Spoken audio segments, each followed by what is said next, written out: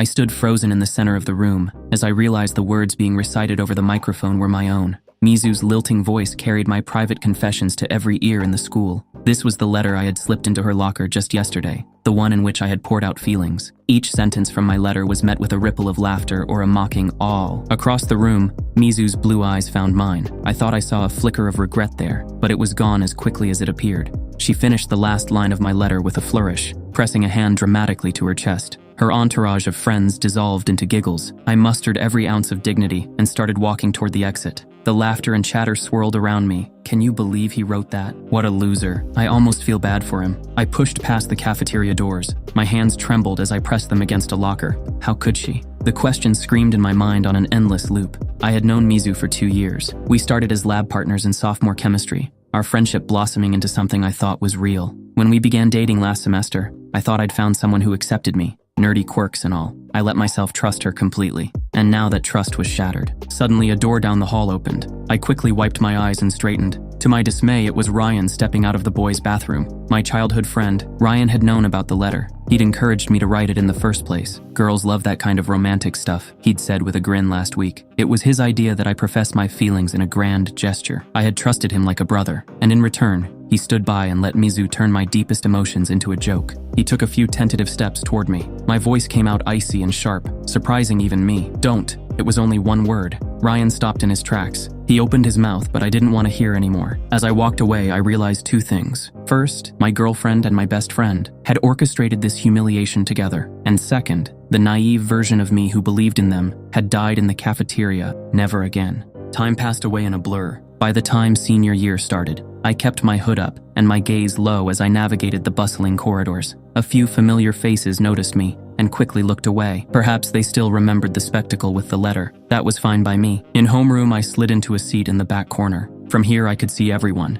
and no one would see more of me. As the teacher droned through announcements, I scanned the room. Mizu wasn't in this class. Neither was Ryan. A small relief. I knew I'd have to face them eventually, but I wasn't keen on starting my morning with old ghosts. Yuto, right? A soft voice interrupted my thoughts. Few people dared talk to me these days. I turned my head slightly to find the source. It was a girl seated one row over. Claire Thompson, one of the top students in our grade. She mostly kept to herself. He returned a curt nod. Yes. Gathering courage, she said, I heard you're great at chemistry. Mrs. Hanau is pairing people up for the term project, and I was thinking, maybe we could work together? I studied her for a moment, trying to discern any hint of ulterior motive. Back then, I'd happily agreed to partner up. Now I knew better. Before I could respond, Mrs. Hanau's voice rang out from the front. Listen up. For this term's lab project, I'll be assigning partners. When I call your name, go sit with your partner. Fate had a twisted sense of humor. She announced, Claire Thompson and Yuto Kira. Claire gave me a small, hopeful shrug as if to say, well, that's convenient. I packed up my things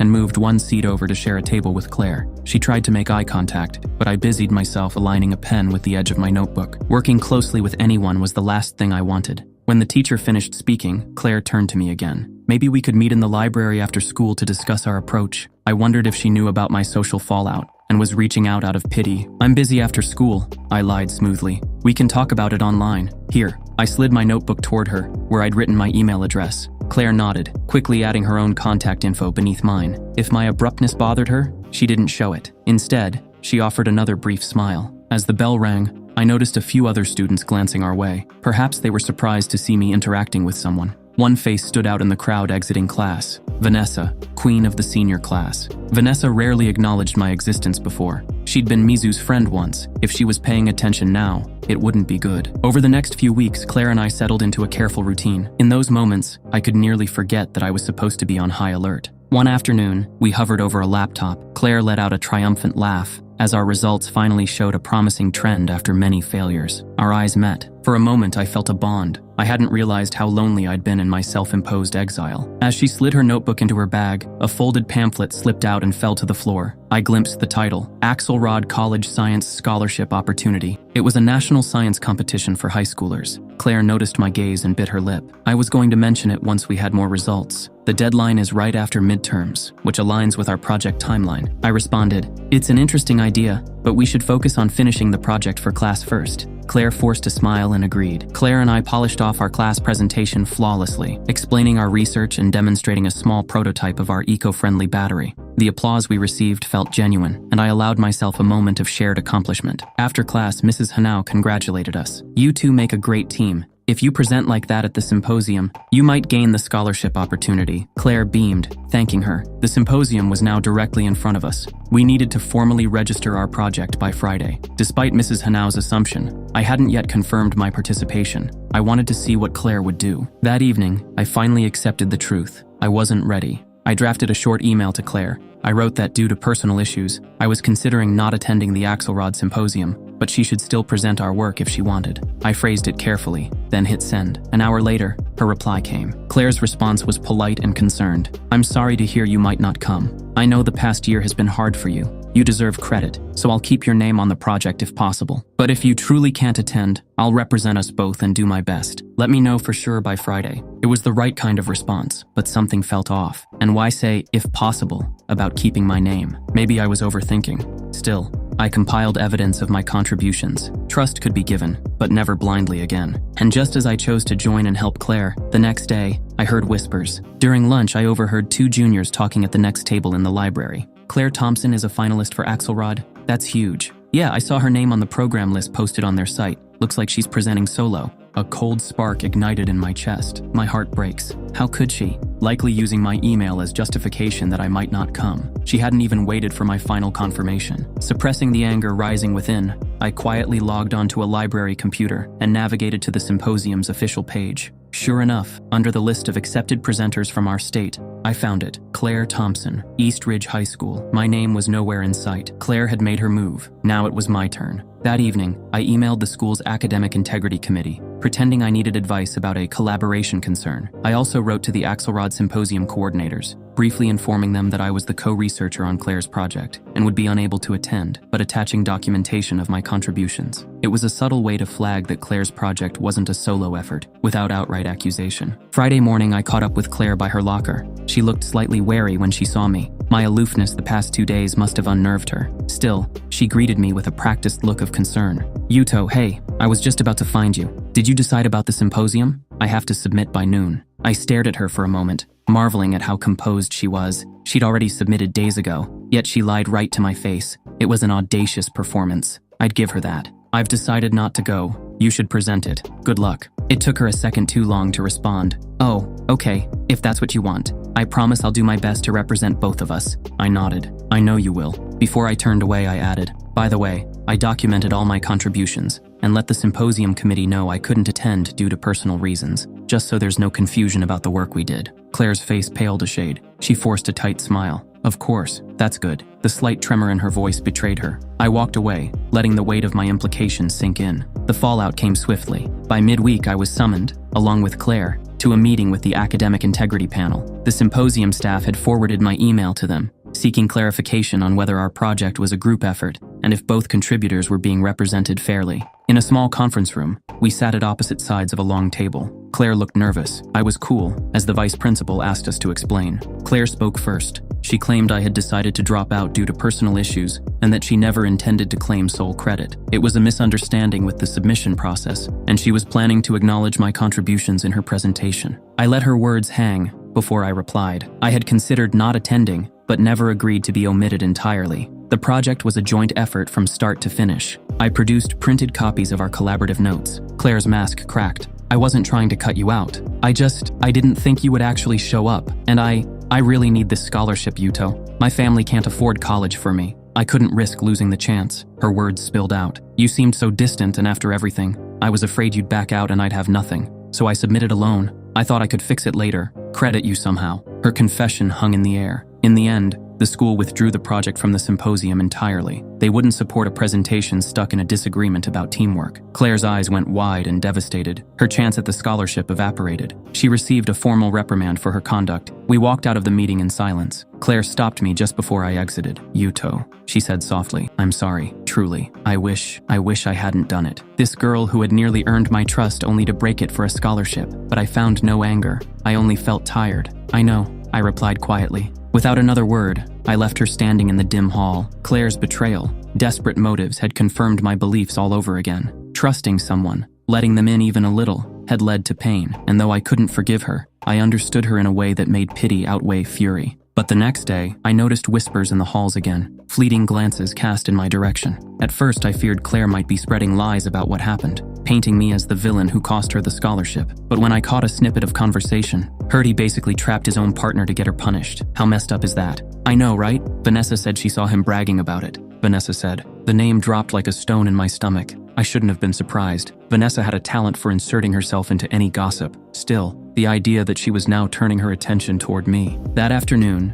as I made my way to the parking lot, I found Mizu waiting by my car. We hadn't spoken face to face since the cafeteria incident. She looked different now, her expression anxious. I considered ignoring her and walking on, but something in her stance gave me pause. She was deliberately here, waiting for me. Taking a steadying breath, I approached. What do you want? Mizu flinched but met my eyes. I need to talk to you, Yuto. Please. I said nothing. Silence inviting her to continue or leave. She took a deep breath. I know I'm the last person you want to see. You have every right to hate me. I remained impassive, and Mizu forged on. I heard about what happened with Claire, she said. And I started hearing other things. Rumors that sound like they're coming from Vanessa. At Vanessa's name, my eyes narrowed. Mizu nodded. I thought you should know. Vanessa has been asking questions about you. She's been interested ever since the Claire situation. I think she sees you as a threat now. I let out a bitter chuckle. A threat? To what? Her gossip empire? Mizu glanced around nervously. To her control, her reputation. Vanessa was behind everything I did to you. She wanted to put you in your place because She faltered, guilt crossing her face. Because I cared about you and that didn't fit her plans. She pressured me to choose her or be an outcast. I was weak and chose wrong. I can't undo that. But now she's fixated on you again. My chest tightened as Mizu confirmed what I had long suspected. So why are you telling me this? I asked coldly. Feeling guilty? Mizu's cheeks colored. I feel guilty every day, but this isn't about me making myself feel better. I'm worried about what Vanessa might do. Claire was a friend of hers, an academic pawn she liked. But now you've derailed Claire. In her mind, that's 2 strikes you've gotten away with. She won't allow a third. It made sense in a sick way. Vanessa thrived on control and image. The incident with Mizu had been to maintain hierarchy, and my interference cost Claire that shine and made Vanessa look foolish for backing her. So what do you expect me to do with this warning? I asked. Go on the offensive? Hide? I'm saying be careful, Mizu urged. She has people who owe her favors. Teachers too. If she sets you up, she could make your life hell. I clenched my jaw. I didn't doubt her. Vanessa sat at the top of the school's social ecosystem. After surviving 2 betrayals and still standing, I'd caught her attention by crossing the board. Mizu stepped closer, voice pleading. I know you have no reason to trust me, but I couldn't stay silent. After what I did, the least I can do is warn you. Just watch your back, okay? If someone is suddenly acting too nice or something falls perfectly into place for you, question it. She gives you what you think you want, then pulls the rug. Her warning made my thoughts jump to Claire's unsolicited partnership, to Mrs. Hanau conveniently volunteering us for the symposium. Had Vanessa had a hand in those events? Perhaps that was paranoid. Likely Claire's betrayal was her own. Still, it reminded me that not all traps are obvious. I studied Mizu for a long moment. Her eyes were earnest. She had been on the inside with Vanessa. Even if I couldn't forgive her, I could use what she knew. I believe you, I said quietly. Mizu looked surprised. Relief crossed her face and something like gratitude. Yuto, I truly am sorry. I know it might not mean much, but I regret it all. If I could take it back. Stop, I cut her off, my tone lacking malice. I was simply exhausted by that pain. What's done is done. We survived it. Let's leave it at that. She blinked away a tear and nodded. It was perhaps more mercy than she deserved, but I had bigger battles now. As Mizu left, I sat in my car for a moment. Mizu's warning rang in my ears. Vanessa might try a friendly approach first. And sure enough, the very next day, the queen made her move. During a break between classes, I was at my locker swapping textbooks. A silky voice spoke over my shoulder, making me tense. Yuto, hi, got a minute? I turned to find Vanessa standing there, a radiant smile on her face as if we were old friends. She had never spoken more than a few words to me in 3 years. Yuto, I just wanted to say congratulations, Vanessa purred. I heard your chemistry project got top marks. That's amazing. And what you did, calling out that plagiarist, honestly, kind of heroic. I raised an eyebrow at the sheer audacity of her approach. She was playing the "we're on the same side" card. Thanks, I said flatly, turning back to my locker. Vanessa continued, I'm serious. I admire what you did. Some people might spread nasty rumors, but I don't believe them. You had every right to expose Claire. So she was aware of the rumors she herself had seeded, and now she was disavowing them to me directly as an ally. The layers of manipulation would be impressive if they weren't so transparent. I shut my locker and faced her fully. Did you need something, Vanessa? She gave a light laugh. Straight to the point. I like that. Okay, I'm here with an invitation. We're putting together a group of student leaders to plan the winter festival. The principal asked me to coordinate it. She rolled her eyes playfully, as if it were a burden. I could really use someone with your brains and attention to detail on the team. Interested? She tilted her head, awaiting my answer. If I joined her committee, she'd have me within her sphere of control, maybe to set me up for failure or blame. Still, outright refusing might provoke more direct hostility sooner. I allowed a small, hesitant smile. I'll think about it. It's a busy time, you know. Of course, no pressure. Just let me know in the next few days. I'd love to have you on board. It could be fun. With a wink and a wave, she glided down the hall to rejoin a cluster of friends. The queen had extended a hand, but I knew it held a dagger. Against every instinct, I agreed to join Vanessa's Winter Festival committee. She presided at the library conference table like royalty, delegating tasks with a charming smile. I kept a low profile, speaking only when necessary. Vanessa involved me frequently. Yuto, could you draft the budget for decorations? Yuto, mind handling ticket pre-sales tracking? Each request seemed logical, leveraging my strengths. She was putting me in charge of finances at every turn. Whenever I collected money, I documented it thoroughly and copied another member on emails for a paper trail. If Vanessa intended to accuse me of mismanaging funds, she'd find no discrepancies I hadn't already accounted for. For a couple of weeks, everything proceeded smoothly. I almost wondered if I was overly paranoid. Vanessa was all efficiency and pleasantness in our interactions, and nothing suspicious occurred. A week before the festival, a locked cash box sat on the table containing the collected raffle ticket money. Yuto, could you do me a favor and drop this cash box off at the main office for safekeeping? Vanessa asked brightly in front of everyone. I have to run to a photo shoot, and I don't want to carry it around. All eyes turned to me. It was a reasonable request on the surface. Still, my caution flared. Maybe someone from the office should pick it up. It's a lot of cash. Might be better if a staff member handles it, I suggested. Vanessa's smile faltered just a touch. Oh, the secretaries are swamped prepping report cards. It'll be fine. Just walk it over. Unless you don't have time? I couldn't refuse without raising suspicion in front of everyone. If I publicly doubted her, she'd paint me as paranoid or uncooperative, so I nodded. Sure, I can take it. Playing it casual, I left the library, one of Vanessa's cronies, trailing at a distance. Something was off. Midway, I detoured into a restroom. Inside, I set the cash box on the counter and pried the lid open just enough to see bundles of cash and checks. I snapped a photo of the contents as proof, then shut it again. My heart pounded as I continued to the office. Mrs. Callahan greeted me at the front desk. Hi, Yuto. Can I help you? Placing it on the counter. Vanessa asked me to bring it for the safe. She nodded. She took the box and disappeared into the back. I let out a breath and left. Walking past the library, I saw Brooke duck inside, likely to report I'd delivered the money without incident. If they had eyes on me, the trap was set. The question was, what was it? I found out the next day. During third period, I was summoned via intercom to the principal's office. Inside Principal Evans's office, I was surprised to see not just him, but also Vanessa. The cash box sat on the desk,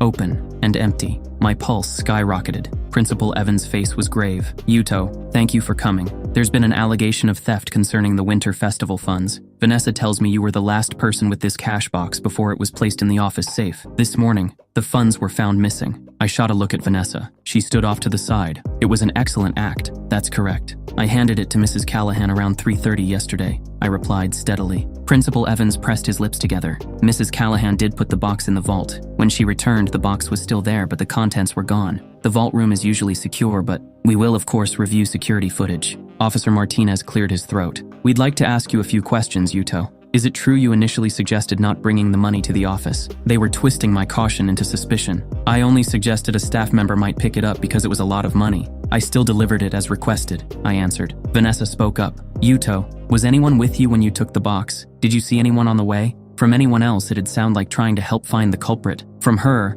I heard the subtle implication. If you had an accomplice, name them now. I noticed Brooke in the hallway near the library when I left, I said, turning slightly to address Vanessa. Vanessa frowned, feigning confusion. Brooke left before you did. She wasn't feeling well. Maybe you saw someone else? I realized the depths of her scheme. Brooke trailing me was to ensure I went to the office, but they wouldn't admit that. They were establishing I was alone with the money. Principal Evans interjected. At this time, we're not accusing anyone, but we have to investigate thoroughly. Yuto, do you have any idea what could have happened to the money? I could feel Vanessa's eyes on me. I recalled the photo on my phone, but revealing it now would only show the money was there when I had it. Better to hold that card for the right moment. I don't, sir, I said calmly. I delivered the box intact. I never opened it. Principal Evans nodded slowly. Given the seriousness, I'm going to suspend you from the festival committee until we get to the bottom of this. It's a precaution, not a determination of guilt. I noticed Vanessa's smile ever so slightly. If the camera in the office corridor showed me entering and leaving quickly, that would support my story that I only dropped it off, unless she had tampered with the footage or timing somehow.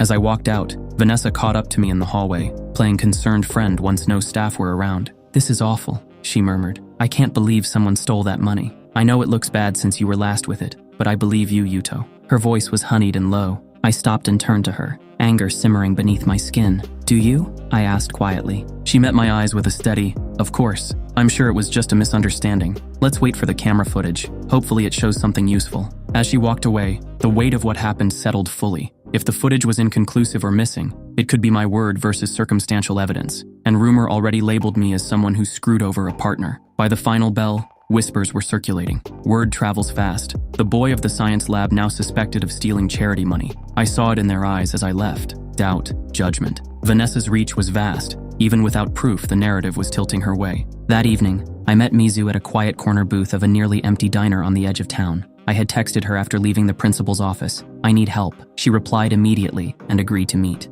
As dusk settled outside, I laid out everything. "She is doing what I told you," Mizu whispered, angry and pained. I nodded. "I have to prove she orchestrated it, but I need evidence." Mizu bit her lip. Vanessa would have needed to actually remove the money at some point. Her mother is PTA president. I wouldn't put it past them to have a spare key. Even if footage shows her, she might spin it as she discovered the empty box. But if we could catch her admitting it, an idea formed. We exchanged a glance. It was risky. "I have an idea," I said, "but I'll need you to play along and give an Oscar-worthy performance." Mizu straightened, a determined light in her eyes. "After what she made me do to you, I'm not afraid of her anymore. Tell me what to do." Leaning in, I outlined the plan in a hushed voice. We fine-tuned details over. Before we parted, I looked at Mizu seriously. "Thank you," I said, "for doing this. You could get in trouble, or she might turn on you." Mizu gave a sad smile. "I owe you, Yuto, more than you know. If I can help end this, I will. Besides, maybe this is my chance to do something right." As I walked her to her car, a pang of emotion struck me. I never expected the girl who betrayed me first would become my ally. Life was strange that way. 2 days later, the winter festival was in full swing. I moved through the crowd with purpose. The evening, Mizu approached Vanessa after school, making sure a few of Vanessa's friends overheard. I watched from a distance as Mizu put on a convincing show of dismay and bitterness, tearfully telling Vanessa she felt betrayed by me all over again, that I had used her, and turned out to be exactly who Vanessa warned I was. Later, under the pretext of wanting to make things right, Mizu asked Vanessa if they could talk privately. Vanessa agreed. The two slipped into an empty classroom while I hid just outside, phone set to record through the cracked door. Inside, Mizu sobbed and apologized to Vanessa for ever defying her. She praised Vanessa's cleverness. "You were right about him, Ness," she said, using the old nickname only Vanessa's inner circle did. "He fooled me, and I'm so ashamed I took his side. I should have stuck with you." Vanessa's voice carried of smugness and sympathy. "Oh, Mizu, it's okay. You just had to learn the hard way. Yuto got what was coming to him." Mizu sniffled. "Everyone's saying he did it, stole the money. Do you really think he did?" Her voice trembled. A pause, then Vanessa laughed softly. "Does it matter? People believe it. By Monday, he'll be as good as gone." My grip on the phone tightened. We needed more, a direct admission. "But between us," Mizu pressed gently, how did you know he'd take the fall?" I imagined Vanessa's cold eyes sizing up Mizu. I held my breath. "I made sure of it," Vanessa answered quietly. "Yuto set himself up when he took that cash box. All it took was a little opportunity, and the right timing. I've got friends in high places, you know. A suggestion here, a missing camera there. Honestly, it was too easy." Mizu gave a low gasp. "You mean, you took the money out?" A faint rustle, Vanessa likely shrugging. "Let's just say the funds are safe and sound, and will mysteriously reappear once the school moves on to a new scandal. No real harm done. But Yuto? He loses everything. Consider it justice for him embarrassing you and defying me." There it was, a confession in all but name, captured clearly on my phone. I signaled to Mizu with a light tap on the door. She wrapped up the conversation, thanking Vanessa for forgiving her and stepping out with reddened eyes. Later, we met briefly to listen to the recording. It was all there. Now at the festival, the moment had come to reveal the truth. I spotted Principal Evans near the stage. I approached him calmly. "Sir, could I have a moment? It's about the money theft." He looked weary. "Yuto, I appreciate you coming, but perhaps this can wait. I have proof I was framed," I said quietly. "Right here on my phone." His eyes widened and he ushered me behind the stage to play it. As Vanessa's voice spilled out, his face shifted from shock to anger. When it finished, he exhaled. This is serious. It's true. I said. And you know whose voice that is. Principal Evans's jaw tightened. Yes, Vanessa. Regret and resolve mingling. Come with me. We'll handle this immediately. I put a hand on his arm. Sir, if I may, it might be best to address this in front of everyone, publicly, to clear my name the same way it was tarnished, out in the open. He hesitated, then nodded. Just be ready with that recording. My heart thumped as Principal Evans climbed onto the small stage where a band had just finished playing. He took the microphone. Excuse me, could I have everyone's attention, please? Chatter died down. I saw Vanessa near a booth, her smile faltering as she noticed me beside the principal. We have an important issue regarding the missing festival funds, Principal announced. The investigation into the missing money has identified those responsible. And contrary to rumors, Yuto Kira is not at fault. He was in fact the victim of a setup. A louder stir. Vanessa's face went pale. The principal pushed me forward. My hands trembled, but I held the phone to the microphone and played the crucial part of the recording. Vanessa's voice rang out over the speakers, clear and cruel. I made sure of it. He wanted to play hero. I've got friends in high places. Yuto Kira loses everything. Gasps rippled through the crowd. All eyes turned to Vanessa. She stood frozen, lips parted in shock. Principal Evans lowered the mic, expression steely. Vanessa, come with me, please. No, this isn't. You all misunderstood, Vanessa stammered, desperately trying to regain composure. But the evidence was overwhelming. Vanessa, eyes wild with rage, walked toward me, her hand raised sharply to strike. But before her palm reached me, Mizu stepped between us, gripping Vanessa's wrist tightly. You don't get to hurt him again, Mizu said coldly. Then, without hesitation, she slapped Vanessa hard across the face, silencing the crowd instantly. Vanessa stumbled back, stunned, as Mizu stood firm, finally free. Two staff members gently escorted a trembling Vanessa off the grounds toward the school building. She threw one look back at the crowd. Her eyes met mine, and in them flickered fury and humiliation. I stood on the stage, feeling a strange mix of triumph and emptiness. It was done. As the crowd slowly resumed the festivities, a few people patted my shoulder or nodded in respect. I even caught sight of Claire at the back, watching with an expression that looked like a mix of admiration and regret. Mizu found me as I stepped down from the stage. Without a word, she wrapped me in a brief, fierce hug. It was the first time since everything that I let someone hold me like that. Thank you, I murmured. She pulled back, smiling through teary eyes. We did it. We had. Together, in an unlikely alliance born of betrayal and guilt, we'd done what I thought impossible, toppled Vanessa, and vindicated me.